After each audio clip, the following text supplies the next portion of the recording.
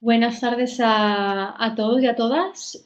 Bueno, me presento, mi nombre es María Dalli, soy profesora y investigadora del Instituto de Derechos Humanos de la Universidad de Valencia. Bueno, vamos a hablar del ingreso mínimo vital. Antes de comenzar la sesión, pues me gustaría agradecer a la Universidad Internacional de La Rioja por haberme invitado a participar en estas Open Class, que ahora son la norma, ¿no? En este contexto de coronavirus. Y aquí pues ya tenéis experiencia en hacer estas sesiones online. Y gracias también en particular al profesor Guillermo García González, que fue quien me invitó personalmente a participar.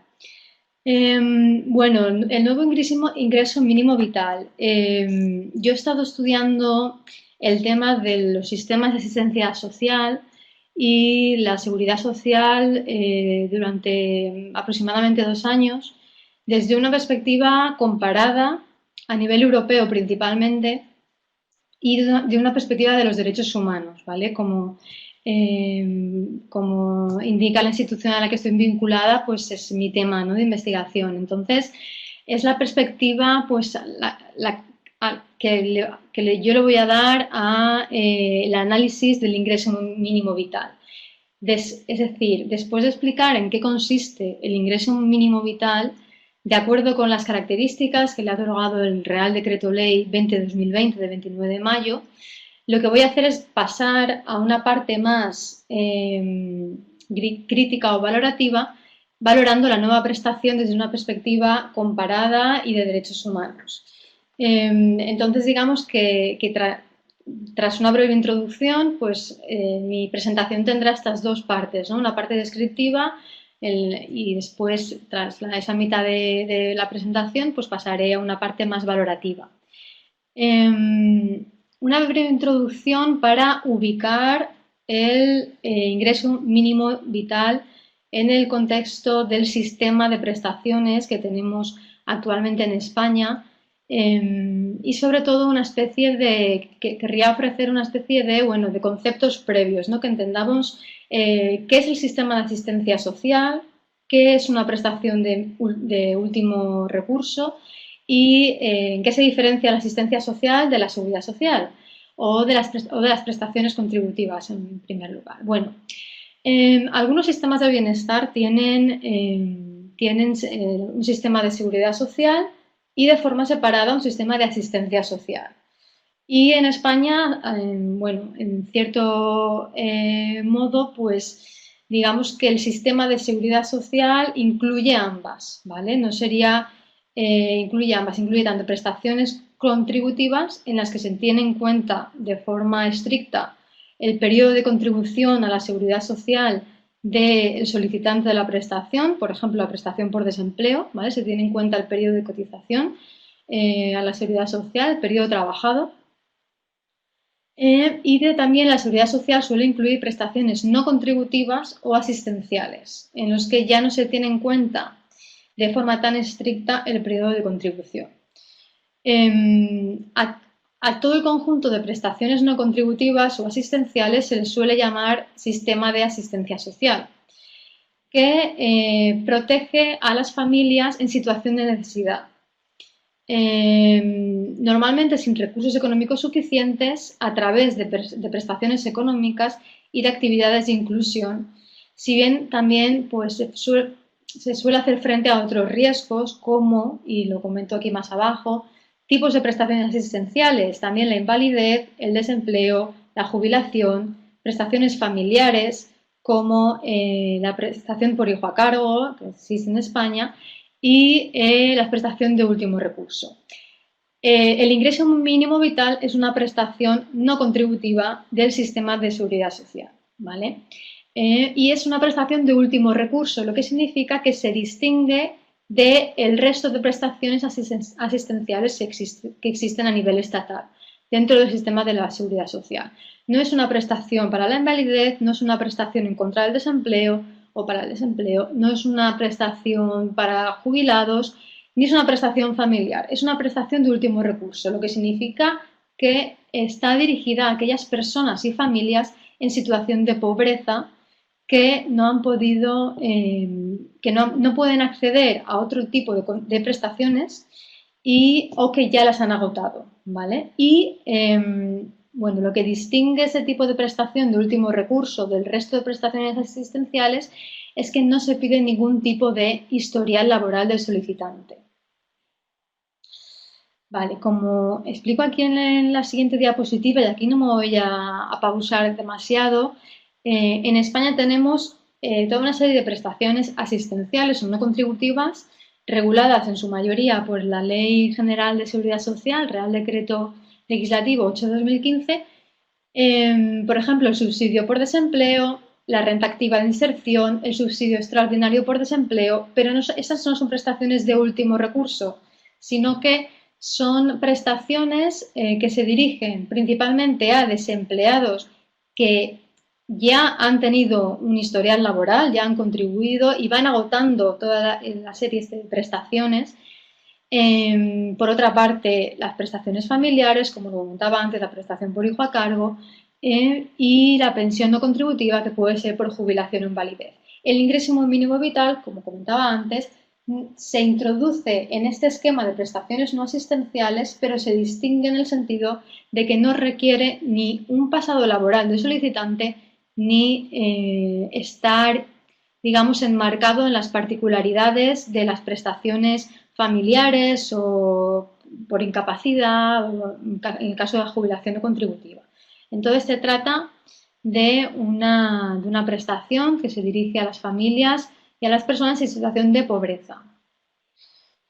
Y antes de pasar a los requisitos, breve mención a los requisitos y a las características de esta prestación, una breve mención a las rentas mínimas de inserción autonómicas, porque en España teníamos y seguimos teniendo esas rentas mínimas de inserción a nivel regional que también cumplen la función de ser prestaciones de asistencia social de último recurso, es decir, que se dirigen a las personas y familias en situación de pobreza tras haber aprobado un test, una prueba de recursos económicos. Si las familias o las personas se encuentran por debajo de ese nivel de ingresos que se fije por la regulación legal, entonces podrán acceder a las rentas mínimas de inserción autonómicas. Es decir, prácticamente es el mismo tipo de prestación que ahora van a tener que convivir, ¿vale? Van a tener, es decir, ahora van a convivir a esas rentas mínimas de inserción autonómicas que ya existían en España,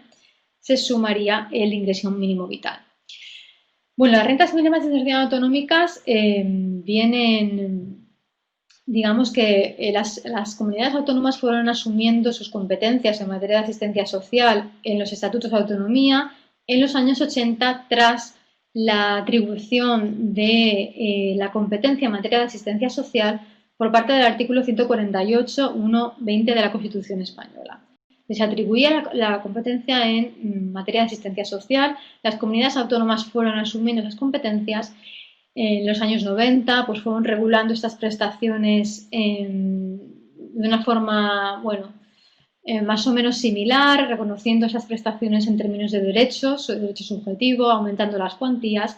Sin embargo, a día de hoy, las rentas mínimas de inserción en general tienden a ser insuficientes para luchar contra la pobreza, y digo en general porque hay excepciones.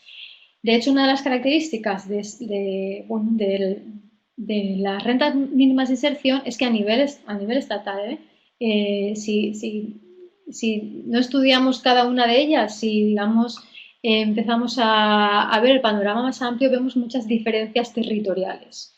El País Vasco, por ejemplo, la renta mínima que tienen allí pues suele, según la Asociación de Directoras y Gerentes de Servicios Sociales, cubría en 2018 cubría al 70% de personas en situación de pobreza, 70%.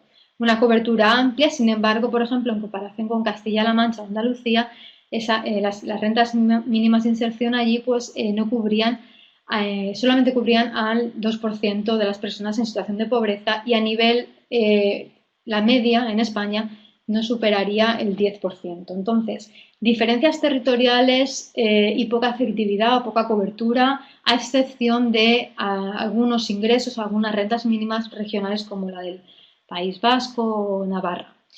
Otras críticas o problemas que suelen tener las rentas mínimas de inserción regionales: se suele pedir una edad mínima de 25 años, la duración suele ser, no en todas, pero suele ser definida, es decir, tiene un periodo de duración determinado. En definitiva, las cuantías también suelen variar mucho según la región y en general no sería suficiente, pero bueno, varía mucho, ¿no? Por ejemplo, de los 420 euros en 2017 en Ceuta, como cuantía máxima a recibir, a los 1.200 en Navarra. Entonces, tras haber hecho referencia a bueno, que existen rentas mínimas de inserción autonómicas a nivel autonómico también, podemos pasar a estudiar el ingreso mínimo vital. ¿En qué consiste? ¿Vale? Es una prestación estatal, aunque no dejaré de lado las rentas mínimas de inserción autonómicas porque en algún momento me referiré a ellas, sobre todo en relación con la compatibilidad de ambas prestaciones. El ingreso mínimo vital, prestación estatal que se integra en el sistema de seguridad social como prestación asistencial no contributiva. Se enmarca en el artículo 41 de la Constitución, que reconoce el derecho a la seguridad social. Antes decía, la Constitución atribuye a las comunidades autónomas la competencia en materia de asistencia social. Sin embargo, podemos considerar que dentro del derecho a la seguridad social se enmarca también la asistencia social. Entonces, en ese sentido, el Estado también podríamos considerar que se le podría atribuir esta competencia, ¿no?, para regular prestaciones de asistencia social. Entonces, ¿el objetivo cuál es? El objetivo del ingreso mínimo vital es reducir la pobreza en España, en particular la pobreza extrema, así como fomentar la inclusión social y la participación laboral, de acuerdo ahí con el artículo 1 del Real Decreto Ley 20/2020. Y digo en particular la pobreza extrema porque no se pretende acabar con la pobreza en España, y esto hay que tenerlo en cuenta, sino que lo que se va a conseguir previsiblemente es reducir en un 80% la pobreza extrema, ¿vale? Se estima llegar a 850.000 hogares, de los que 550.000 están en la franja de pobreza más extrema. Pasando a las características del ingreso mínimo vital de acuerdo con la regulación, el ingreso mínimo vital se regula como un derecho subjetivo, ¿vale?, a una prestación de naturaleza económica que garantiza un nivel mínimo de renta a quienes se encuentran en situación de vulnerabilidad económica. La duración del ingreso mínimo vital es indefinida mientras persista la situación de necesidad. Y eso ha sido un acierto, no es una prestación definida que se pueda solamente recibir durante 1 o 2 años, sino que es una prestación que se seguirá recibiendo mientras que persista la situación de necesidad. Se reconoce o bien a personas solas o bien a unidades de convivencia. Si una persona vive sola, puede pedir el ingreso mínimo vital, también las unidades de convivencia. ¿Qué se considera como unidad de convivencia? Pues aquí se tiene en cuenta el vínculo, es decir, ser cónyuges o bien parejas de hecho, tener vínculo familiar hasta el 2.º grado de consanguinidad o afinidad, o bien personas que conviven. No es un requisito estricto tener ese vínculo familiar, sino que en algunas circunstancias las personas que conviven en un mismo domicilio, aunque no tengan ese vínculo familiar, también podrían solicitar el ingreso mínimo vital. Se regula por el Real Decreto se establece que hay un máximo de 2 unidades de convivencia en un mismo domicilio, ¿vale? En relación con la prueba de ingresos, bueno, se distingue porque hay diferentes tipos de solicitantes y de beneficiarios. Entonces, hay un total de 14 tipologías de beneficiarios. Entonces, la prueba de ingresos, el test de ingresos, va a diferir según el tipo de familia que seamos, ¿vale? En general, los ingresos habrán de estar en 10 euros o más por debajo de la garantía de ingresos que le corresponda. Es decir, a una persona sola, y esto también lo veremos más adelante, a una persona sola se fija un límite de 461 euros al mes. Si una persona sola que vive sola recibe ingresos o no recibe ninguno, o recibe ingresos que no llegan a 461 euros al mes, podrá pedir el ingreso mínimo vital, con lo que, o sea, cumplirá la prueba de ingresos, ¿vale? Si los ingresos están por 10 euros o menos de la garantía de ingresos, que serían 461. Lo que no significa que recibirá 461 euros al mes, sino que recibirá, y esto lo veré más adelante, me estoy adelantando, pero la diferencia entre sus ingresos y la renta garantizada, que son los 461 euros. Ahora luego pondré la tabla que se regula en el Real Decreto Ley, según el tipo de familia, qué cuantías de renta garantizada se establecen, ¿vale? Entonces, se complementará la renta de los hogares hasta el umbral de renta mínima, y en la prueba de ingresos no se tendrá en cuenta la vivienda habitual, ni las becas al estudio, ni las ayudas al alquiler, ni tampoco las rentas mínimas de inserción autonómicas, ¿vale? Y esto es importante. Si una persona está recibiendo una renta mínima de inserción de la Comunidad de Madrid, por ejemplo, o de La Rioja, o de una región, ahora mismo puede solicitar el ingreso mínimo vital y no se va a tener en cuenta el estar percibiendo la renta mínima autonómica. Y ahora me detendré también en el tema de la complementariedad. Además, se concederá automáticamente a los beneficiarios de la prestación por hijo a cargo estatal. Estos beneficiarios ejercitarán el derecho de opción, ¿vale? No podrán cobrar las dos, pero podrán decidir entre percibir una o percibir la otra, o la prestación por hijo a cargo o el ingreso mínimo vital. Tema de la complementariedad. El ingreso mínimo vital es compatible tanto con el trabajo como con las rentas mínimas de inserción autonómicas. Es decir, las rentas mínimas de inserción autonómicas pasarán a ser complementarias y subsidiarias. Ahora mismo se puede solicitar el ingreso mínimo vital, aunque se tenga una renta mínima de inserción autonómica, y tras haberse aprobado a nivel estatal el Real Decreto que pone en marcha el ingreso mínimo vital, ahora las comunidades autónomas van a tener que redefinir sus prestaciones, redefinir sus rentas mínimas de inserción para decidir dónde complementan, si es a nivel de cuantía o es a nivel de cobertura, ¿vale? Pues, por ejemplo, en el País Vasco el límite de ingresos para acceder a la prueba de ingresos, para acceder a la renta mínima de inserción allí, son 35.000 euros.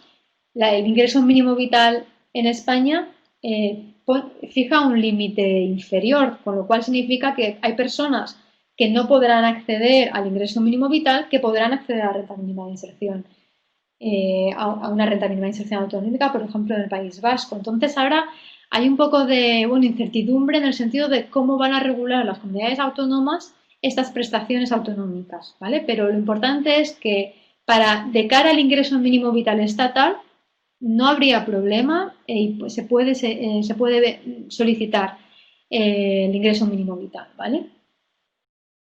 La gestión se acordará entre el Estado y las comunidades autónomas a través de convenios, salvo en el caso del País Vasco y de Navarra, que ya tendrían la gestión atribuida, ¿vale? Entonces, estos convenios también tendrán que ir aprobándose. La tabla que os comentaba antes, que está incluida ahí en el Real Decreto Ley, se ve los tipos de familias que se regulan según el número de miembros en la familia, el número de menores, la cuantía del ingreso mínimo vital, la cuantía que se va a recibir, resulta de la diferencia entre las cuantías de la renta garantizada, que son las de la columna aquí de la derecha, y los ingresos que ya tienen los beneficiarios. Para cada tipo de familia hay una renta garantizada, está fijada una cuantía, y el ingreso que se vaya a percibir resultará de la diferencia entre los ingresos que ya se perciben y la renta garantizada. Se recibirá el ingreso hasta complementar los ingresos propios hasta llegar a la renta garantizada, ¿vale? El mínimo, ¿vale? El mínimo lo vemos aquí, son para un adulto solo 5.538 al año. Al mes esos son 461 euros, es para una persona que viva sola, ¿vale? Ese es el mínimo a recibir. Con incrementos, lo hemos visto en la tabla, según el número de miembros de la familia, se contarán los adultos y los menores, y hay un añadido para familias monoparentales, ¿vale?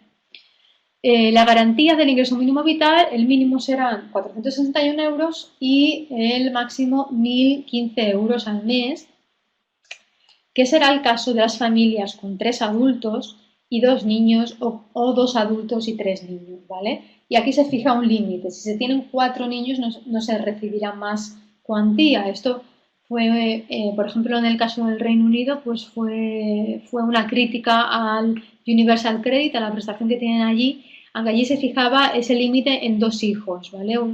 Dos adultos y 2 menores, y ya no se aumentaba la cuantía si se tenían 3 hijos. Aquí, en el caso de España, en el ingreso mínimo vital, el límite son 3 niños, ¿vale? En total, pues 5 miembros de la unidad familiar. En relación con los requisitos de acceso, ¿vale? Es un tema también muy importante, regulados en el artículo 5 y 7 del Real Decreto. En relación con la edad, se fija un límite inferior y un máximo de edad de los 23 años hasta los 65 años, ¿vale? Las personas que quieran solicitar el ingreso mínimo vital tendrán que ser, como regla general, tener cumplido los 23 años hasta los 65 años, porque a partir de los 65 años ya se puede empezar a cobrar la prestación no contributiva de jubilación, la jubilación no contributiva, que es la misma cuantía, además, ¿vale? Que el ingreso mínimo vital. Entonces, las personas con edad inferior o con hijos a cargo también podrán recibir el ingreso mínimo vital si cumplen la prueba de ingresos. Es decir, hay excepciones a estos límites de edad, personas con edad inferior, hijos a cargo, o personas con edad superior a los 65 años con menores o dependientes a cargo, y también las víctimas de violencia de género, trata o explotación sexual que sean mayores de edad. ¿Vale? Entonces, regla general en relación con la edad y esas excepciones o reglas más particulares. Otro requisito, residencia legal y efectiva en España durante un mínimo de un año. Residencia legal, lo cual excluye a los inmigrantes en situación irregular. Ha habido una cierta confusión en relación con esta cuestión por parte de algunos partidos políticos, pero el Real Decreto es bastante claro, ¿no? que se exige la residencia legal a los solicitantes, con lo cual los inmigrantes en situación irregular no pueden acceder a este ingreso. Entonces se exige residencia legal y se exige también residencia efectiva en España durante un mínimo de un año. Además, otro requisito es haber formado parte de una unidad de convivencia durante un año, haber agotado todas las prestaciones a las que se pueda tener derecho, salvo las rentas mínimas de inserción autonómicas, como he comentado antes, son compatibles, ¿vale? No se tienen en cuenta. Y un requisito que se aplica únicamente a las unidades de convivencia que no tengan vínculo familiar, y es que los beneficiarios, las personas que lo soliciten, tendrán que haber vivido de forma independiente durante 3 años, es decir, en un domicilio diferente del de los padres, ¿vale? Y haber cotizado un año en el caso de unidades de convivencia sin mínimo familiar, ¿vale? 3 años de vida independiente fuera del domicilio familiar y haber cotizado un año, haber estado trabajando un año, ¿vale? Lo cual es un requisito muy particular que, se aplica solamente a casos de unidades de convivencia que no tengan vínculo familiar. Bueno, excepciones a los requisitos de residencia legal y también, por ejemplo, en caso de la contribución mínima de un año en caso de personas, en fin, de unidades de convivencia sin vínculo familiar o haber agotado, en fin. Las excepciones a estos requisitos serán ser víctimas de violencia de género o de trata o de explotación sexual, ¿vale? Solicitud. Se podrá presentar a través de la sede electrónica de la Seguridad Social u de otros medios telemáticos a partir del 15 de junio. Ahora mismo el Real Decreto solamente prevé que se pueda solicitar de este modo, de modo telemático, el cual, ha recibido críticas por parte de la sociedad civil y de organizaciones sociales porque, puede derivar en la llamada discriminación digital o la brecha digital, son personas en situación de necesidad que o bien no tienen bueno, ordenadores o acceso a Internet, o bien que no se manejan su uso, pues también puede ser, ¿vale? Pues bueno, puede ser, no sé si, en fin, pues podrían quedarse fuera, aunque hay un teléfono de ayuda y, en fin. Pero yo creo que es un tema que se tendrá que regular, ¿no? En un reglamento de desarrollo o en, o en los convenios con las comunidades autónomas, en fin.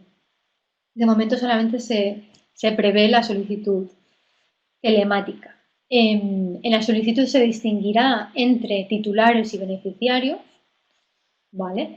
Habrá un titular por unidad de convivencia y luego tendremos beneficiarios, ¿vale? Luego esto también comentaré que también puede ser objeto de críticas por los vínculos de dependencia económica que se pueden generar en el seno familiar.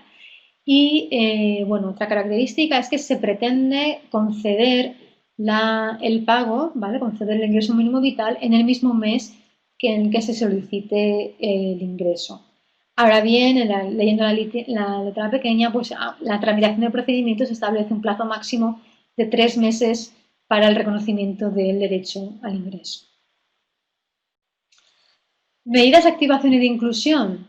Un requisito, de ahí contesto a esta pregunta, requisito estar inscrito como demandante de empleo. Sí, es un requisito para acceder al ingreso mínimo vital y es una consecuencia de una medida de activación, ¿vale? Es un requisito general y, bueno, esta cuestión también se rechaza por parte, por ejemplo, de la Asociación de Directores y Gestores de Servicios Sociales, porque hay personas que no serían directamente empleables, ¿vale? Pues, por ejemplo, personas en situación de vulnerabilidad por ejemplo, personas con adicciones o demás, pues que no se establecen de momento excepciones a ese requisito general de estar inscritos como demandantes de empleo y que es otra cuestión que considero tendría que regularse en mayor medida en un reglamento de desarrollo. También no hay obligación de aceptar las ofertas de empleo que puedan surgir, ¿vale? Esto sí que hay otros países, como comentaré más adelante, que sí que regulan esta obligación de aceptar. Aquí en el ingreso mínimo vital no se regula. Ahora bien, hay obligación de estar inscrito como demandante y obligación de participar en las estrategias de inclusión que no se regulan más allá, ¿vale? No se regulan en este Real Decreto Ley, que tendrán que desarrollarse en los convenios con las comunidades autónomas, porque no sabemos muy bien en qué consisten. Asistencia a cursos de formación, en fin, no lo conocemos, pero bueno, ya se regula esa obligación de participar en las estrategias de inclusión. Eh, bueno, también habrá un incentivo para quien acepte un empleo. Una característica del ingreso mínimo vital es que no es incompatible el ingreso con el empleo.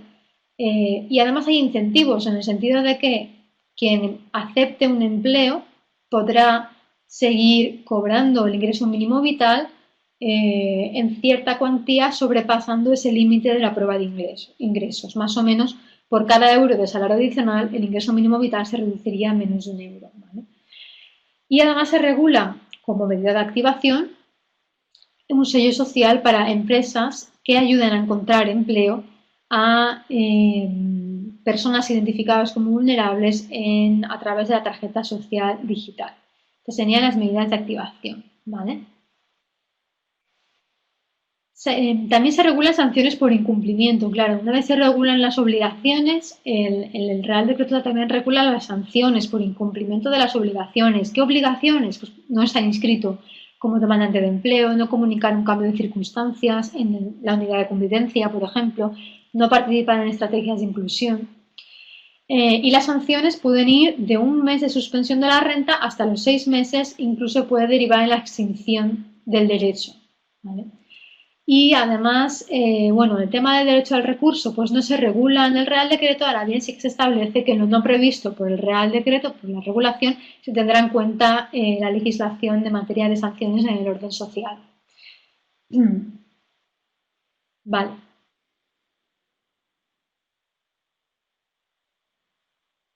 Tras haber bueno, revisado en esta media hora de presentación las características del ingreso mínimo vital, ¿vale? Después intentaré, tras mi presentación, pues responder a las preguntas que pueda.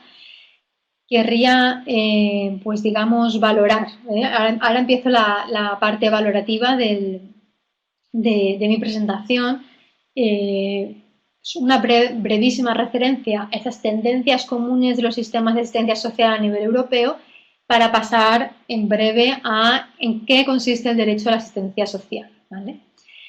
Entonces tenemos cuáles son esas tendencias comunes. Hablaba antes de las medidas de implementación, de las medidas de activación laboral. Eso es una característica común de los sistemas de asistencia social, con los ingresos, el Universal Credit, es decir, de los ingresos mínimos a nivel europeo y bueno, en general, pues siempre se suelen acompañar de medidas de activación laboral. A nivel europeo, desde que la Comisión Europea en 2008 recomendar a los Estados miembros la implementación de un enfoque integrado en materia de protección social que complemente activación laboral e inclusión, ¿vale?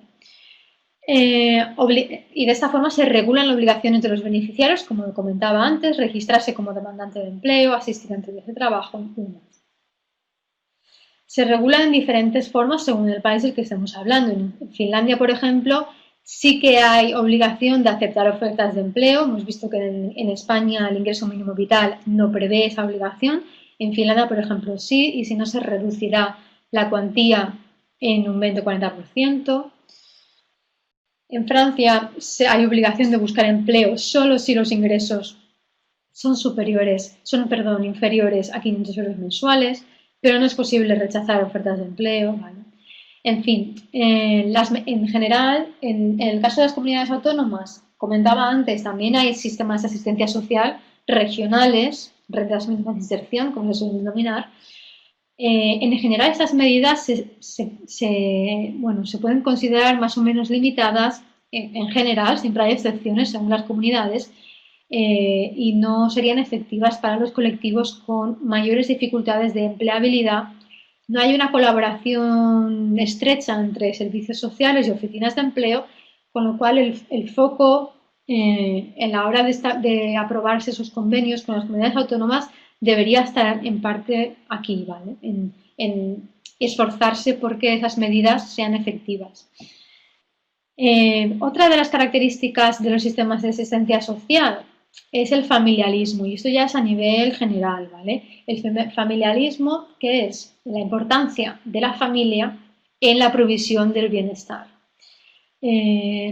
Sobre todo es una característica común en los países del sur europeo y en los países latinos, es decir, por ejemplo, a nivel europeo, en Italia, en España, en los que la familia tiene más peso acompañando pues, a los hijos más allá de la mayoría de edad, y eso determina que a la hora de acceder al ingreso mínimo vital, por ejemplo, haya un mínimo de edad requerida de unos 23 años. En Francia es de 25 años, seguramente también a nivel latinoamericano, en países también en los sistemas de asistencia social hay un requisito de tener un mínimo de mayoría de edad, o de 23 años o de 25 años. Esos requisitos no existen, por ejemplo, en los países del norte europeo, ¿vale? Siempre o no hay mínimo de edad o son 18 años, pero no suele haber mínimo. Ahora bien, en general, desde otro punto de vista, el hecho de que las ayudas de asistencia social se regulen siempre, digamos, a nivel familiar, se reconozcan las ayudas por unidad familiar, eso también es una característica del familiarismo. Críticas, que se pueden generar vínculos de dependencia económica, lo cual implica trabas en la lucha contra la violencia de género, es decir, las rentas mínimas o el ingreso mínimo vital, asistencia social, siempre se reconocen a nivel familiar y hay un titular y hay beneficiarios. El ingreso de la renta mínima, el ingreso de la prestación, siempre es al titular y los beneficiarios dependen del ingreso de la cantidad económica a ese titular. Entonces, ya se viene reclamando en materia de la prevención de la violencia de género, por ejemplo, por el National Women's Council irlandés o la Human Rights and Equality Commission en el Reino Unido, que las prestaciones deberían ingresarse de forma individual o bien al principal cuidador o en cuentas separadas, ¿vale?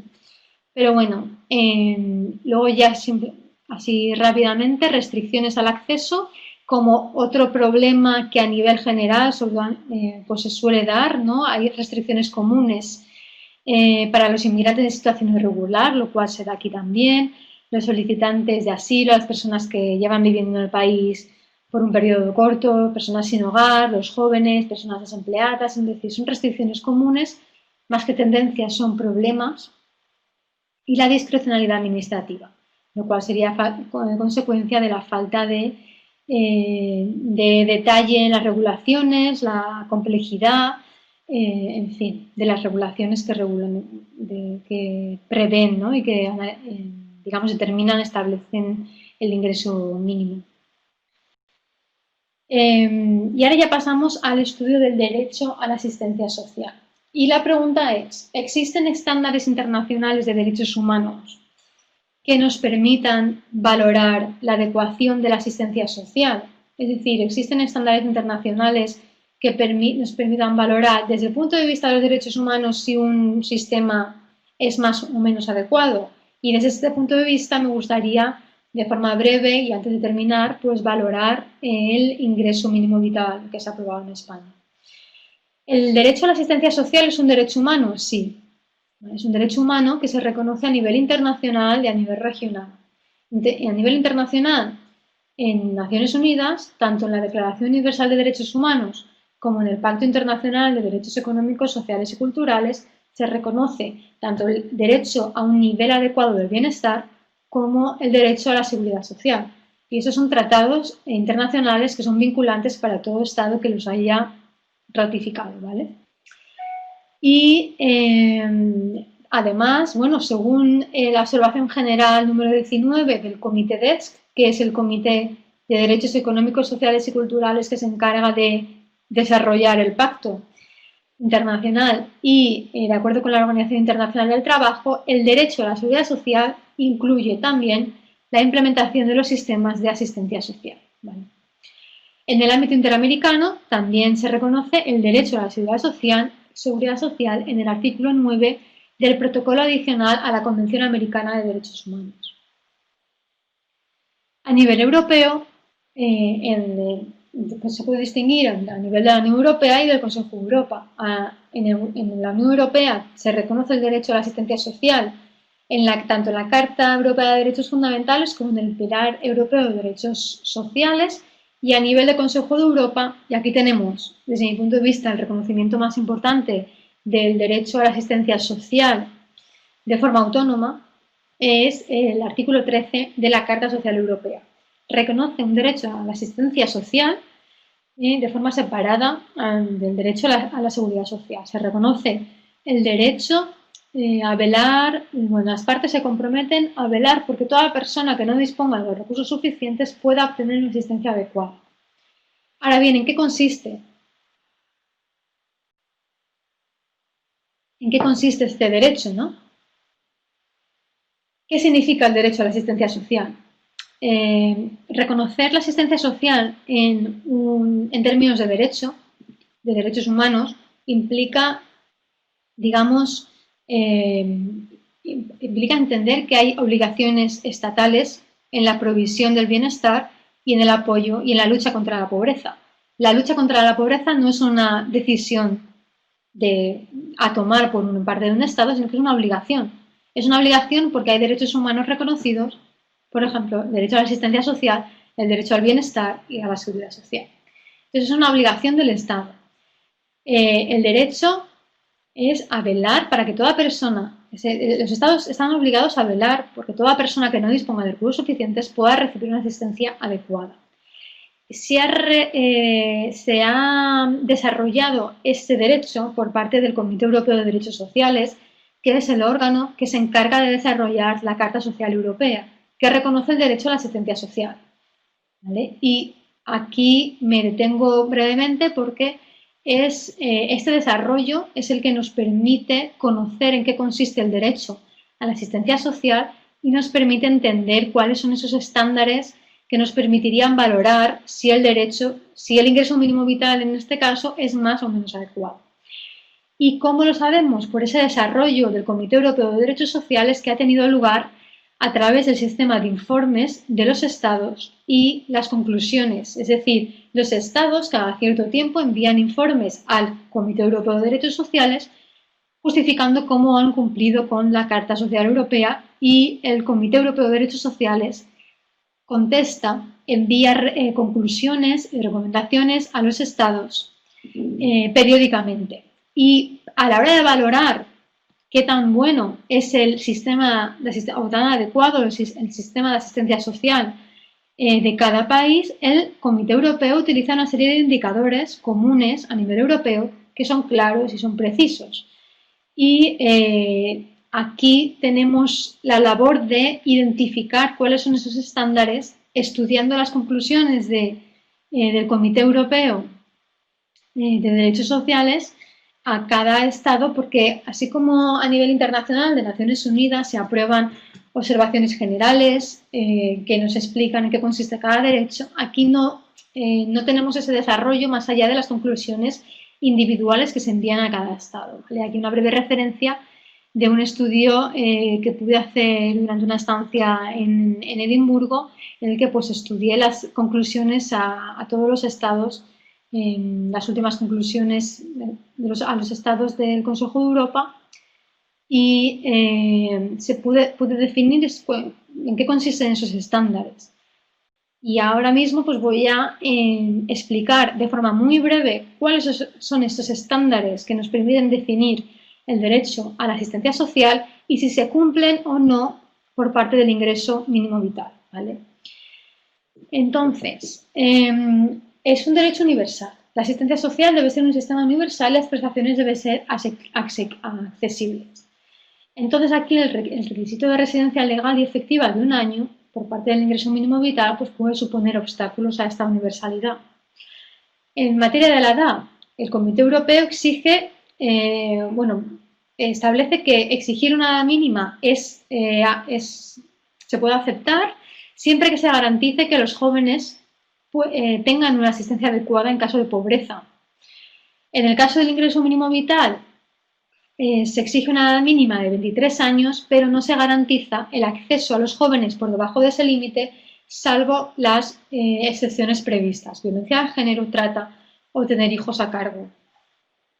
En materia de la duración, se tiene que reconocer la asistencia social de forma indefinida y aquí el ingreso mínimo vital cumple porque se reconoce de forma indefinida mientras que la situación de necesidad persista. ¿Vale?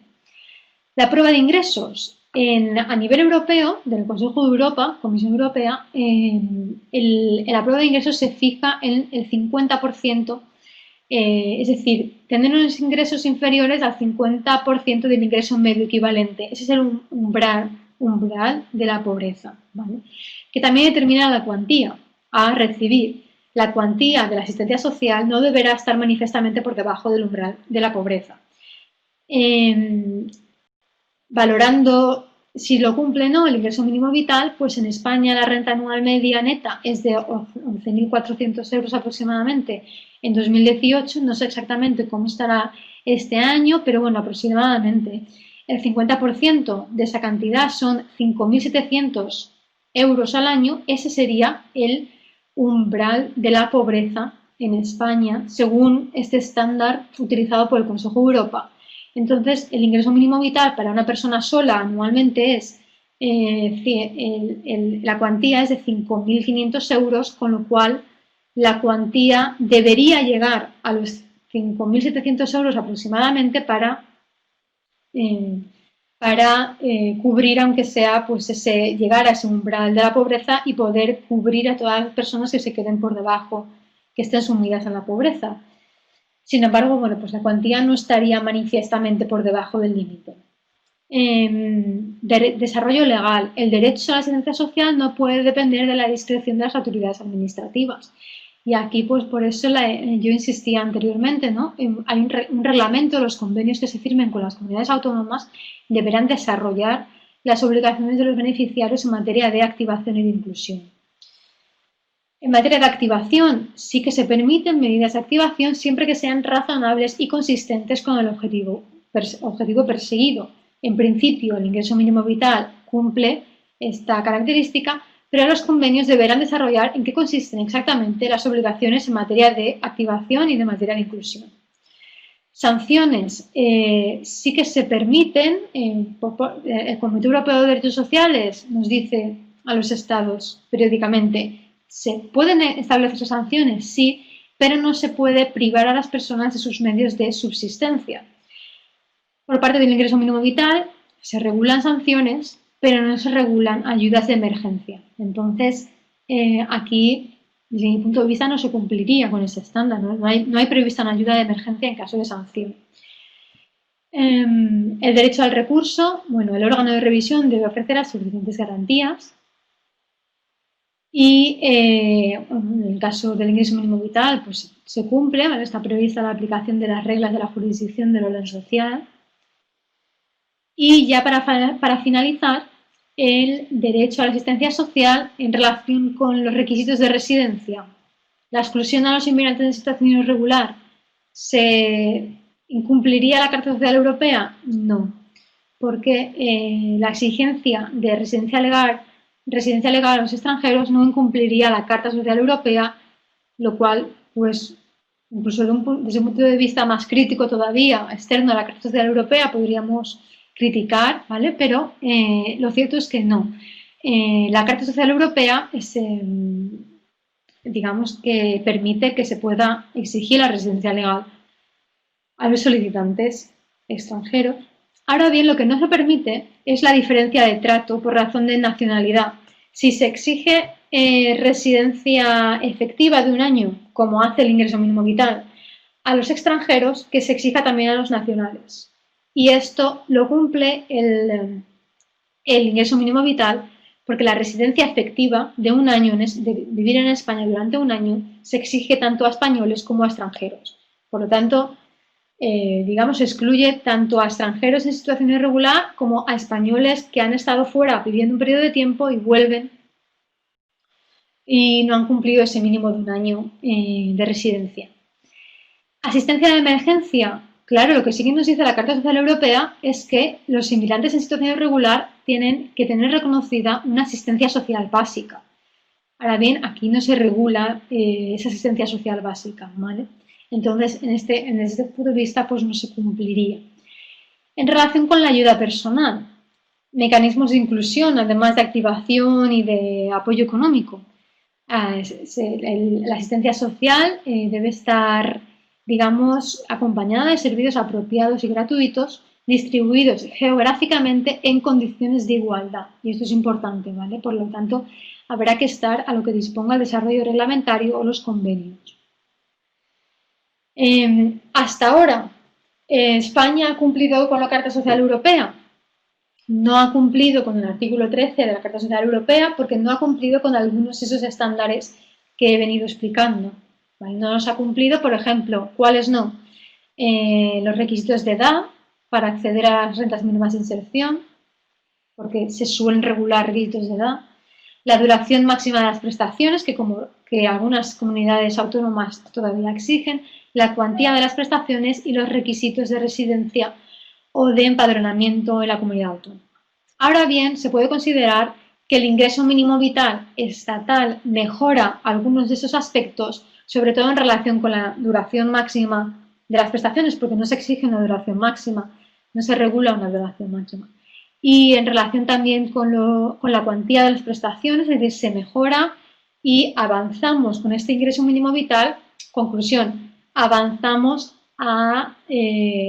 nos acercamos más a esos estándares que se exigirían desde el derecho internacional de los derechos humanos. En conclusión, el ingreso mínimo vital es bienvenido, supone la creación de un nuevo derecho social a nivel estatal, una prestación de último recurso que hasta ahora no teníamos, existía a nivel regional pero no estatal. avances en la lucha contra la pobreza, suponen unos claros avances en la lucha contra la pobreza y previsiblemente se podrá reducir la pobreza extrema en su mayoría. Y bueno, se superan diferencias territoriales de forma clara en las rentas mínimas de inserción y también se superan otros problemas de las rentas mínimas de inserción regionales, como es la duración determinada, las escasas cuantías, bueno, lo que venimos explicando.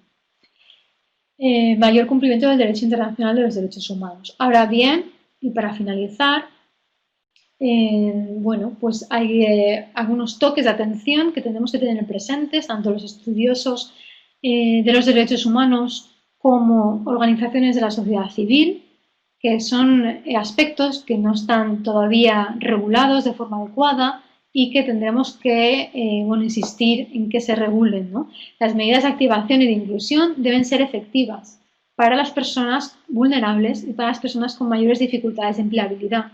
Y si no se les puede emplear, porque no son directamente empleables, que no se les exija estar inscritos como demandantes de empleo. Lo importante es que las personas no se queden privadas de sus medios de subsistencia. Por otra parte, podría plantearse que el pago se ingresase en cuentas separadas o al principal cuidador para luchar contra o prevenir el tema de la violencia de género y la creación de vínculos de dependencia económica.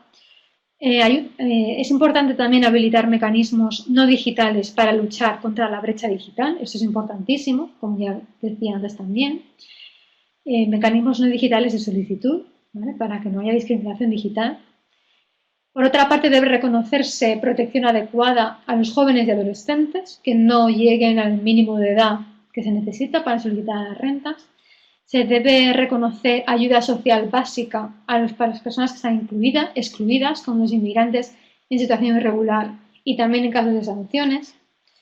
El año de residencia, tengamos en cuenta, puede suponer obstáculos también para personas en situación de pobreza que no pueden acreditar ese año de residencia en España. Y las cuantías, por último, las cuantías deberían conseguir salir de la situación de la pobreza. El ingreso mínimo vital va a reducir en su mayoría la pobreza extrema, pero no va a acabar con la pobreza en España.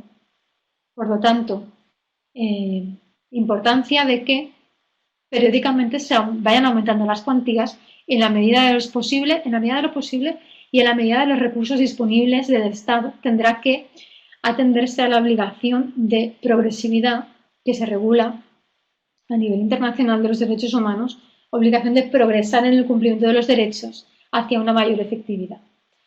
Y bueno, con esto termino yo mi presentación. Muchas gracias a todos y a todas las participantes por haberme estado escuchando y voy a, en la medida de lo posible, voy a intentar, bueno, me han avisado de que tengo 1 hora como máximo de presentación. Yo he estado hablando durante 50 minutos, entonces, bueno, durante unos 10 minutos pues voy a intentar responder a las preguntas, ¿vale?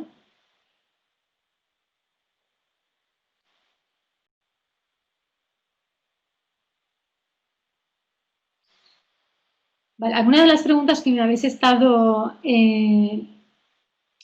haciendo a través del chat, pues yo las he ido también respondiendo, ¿no? A lo largo de mi presentación. Por ejemplo, el tema de la cuantía de rentas. Hemos visto la tabla. La cuantía de la renta será entre los 461 euros hasta los 1.015 euros según el tipo de familia. ¿Serán compatibles el ingreso mínimo vital y las rentas mínimas de inserción autonómica? Sí.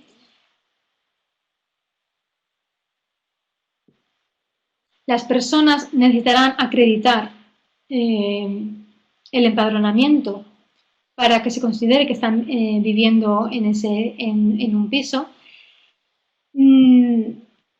Es decir, eso ya quedará a nivel de desarrollo reglamentario si se pueden aceptar también otros documentos para acreditar que se vive en un domicilio.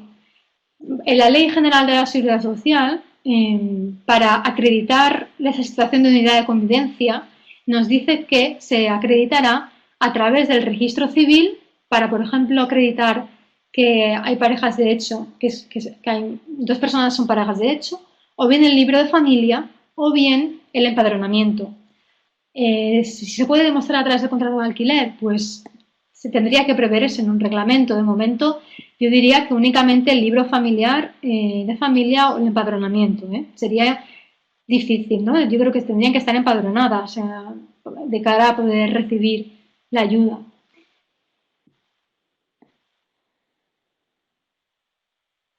¿Ok?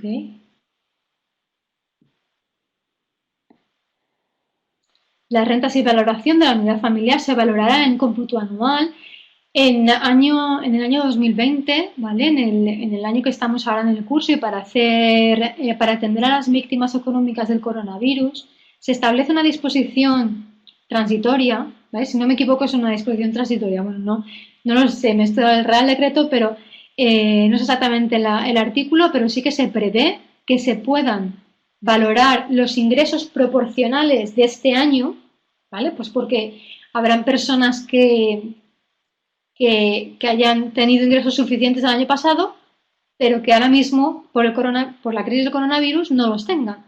Entonces hay una previsión de que se tendrán en cuenta para este año, el año 2020, los ingresos proporcionales siempre y cuando no se supere la prueba de ingresos, ¿vale?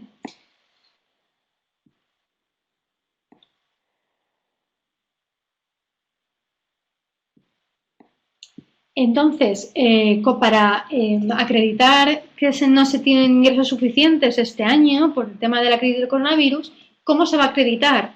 Claro, como aquí no se puede tener en cuenta la declaración de la renta del año pasado, se presentará una declaración de responsable de la persona solicitante.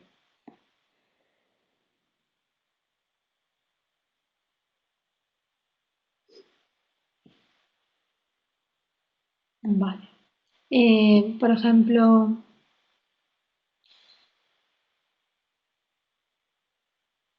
nos preguntaba Francisco Javier, por una madre con hija menor que tiene una prestación familiar por hijo menor a cargo que vive, ¿tiene el derecho al ingreso mínimo vital?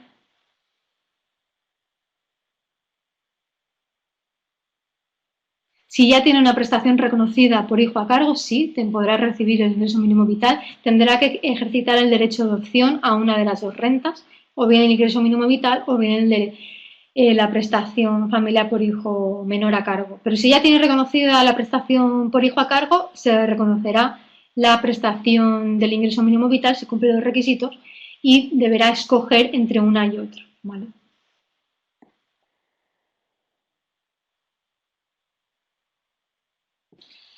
Carlos Arroyo pues comentaba, se plantea que siendo una prestación cuyo reconocimiento corresponde a la seguridad social, supuestamente en las unidades locales, vale, sí que, bueno, sí se irán firmando convenios con las comunidades autónomas para, digamos, determinar cómo va a ser esa gestión por parte de las comunidades autónomas o por parte del Estado. Por ejemplo, en Navarra y en el País Vasco ya las tienen asignada la gestión por parte a nivel regional. No, ahora mismo es el Estado, es la Seguridad Social quien tiene la competencia para reconocer o no el ingreso mínimo vital. No van a ser las comunidades autónomas. Las comunidades autónomas, bueno, salvo el tema de los territorios forales, que ya tienen la gestión atribuida, pero es tema de gestión, al igual que los convenios que se firmen con las comunidades autónomas, temas de gestión, ¿vale? El reconocimiento es siempre competencia del Estado, del SEPE, de la institución de la seguridad social. Entonces, desde este punto de vista, no considero que se vayan a bloquear los reconocimientos, ¿vale?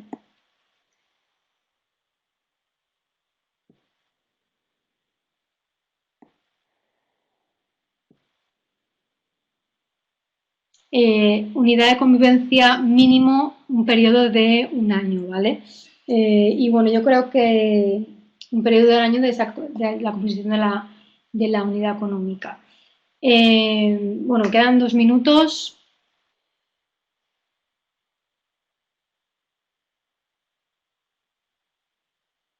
Una persona que tiene el reconocimiento del ingreso mínimo vital y vive con sus padres también pueden solicitar. Yo considero que no, que si son personas que viven en un mismo domicilio y que tienen un vínculo familiar, es una unidad, familiar, ¿vale? Una unidad de convivencia. Pueden haber dos unidades de convivencia en un mismo domicilio siempre y cuando, pues por ejemplo, son personas que conviven pero no tienen vínculo familiar.